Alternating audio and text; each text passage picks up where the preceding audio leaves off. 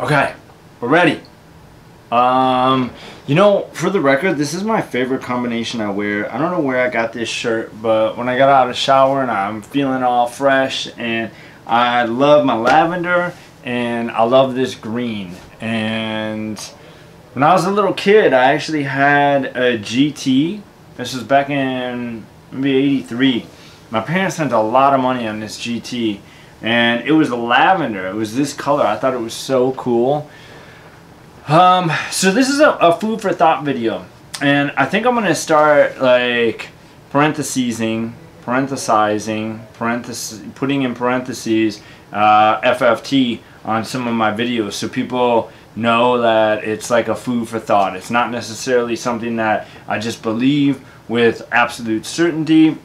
It's something that I've heard and looked into a little and pondered and would love to hear input on.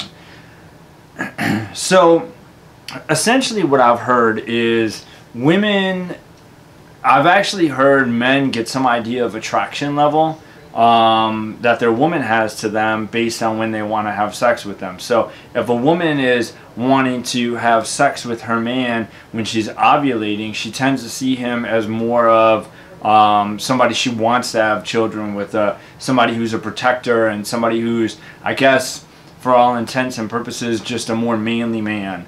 And if she wants to have sex more often when she's not on her period, or when she's not ovulating, she tends to see him as more of a provider and more of yeah, just kind of like that sort of feel, like maybe a friend, provider. So almost like a alpha male versus beta male. If she wants to have sex with you while she's ovulating, alpha male. Well, she's not ovulating, beta male. Now, what I have heard, and I believe this to be accurate, I do believe it to be accurate, and I'm posting this as food for thought because I'm looking for information down here, right down here, that is to the contrary of what I'm saying, because I'm not dead set on this thought.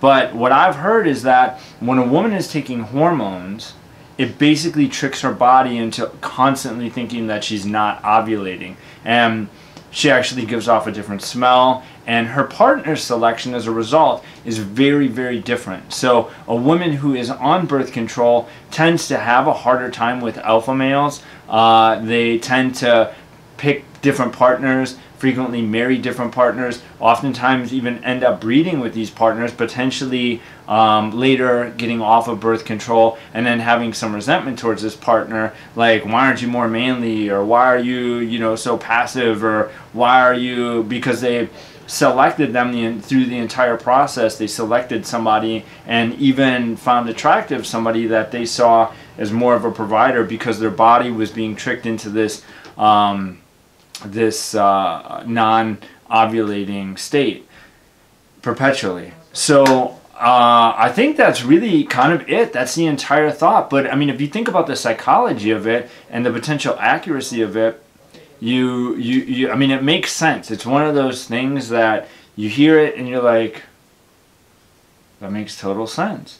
But is it actually accurate? Is there any experience? Have you had an experience like this? If you're a guy, have you either found that your partner was more interested in sex during certain times of their cycle? If you're a woman, have you found that you maybe were on birth control, selected a partner, and then they were less appealing after? Or maybe you selected that partner and they were appealing to you, and then you got on birth control and you had a harder time with them, and maybe they're more assertive or manly, testosterone type vibe or side.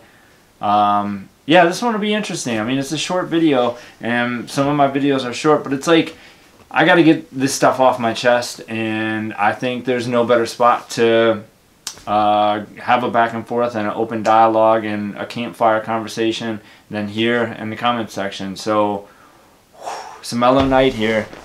This is it. This is what I got. That's what's on my mind. Peace out.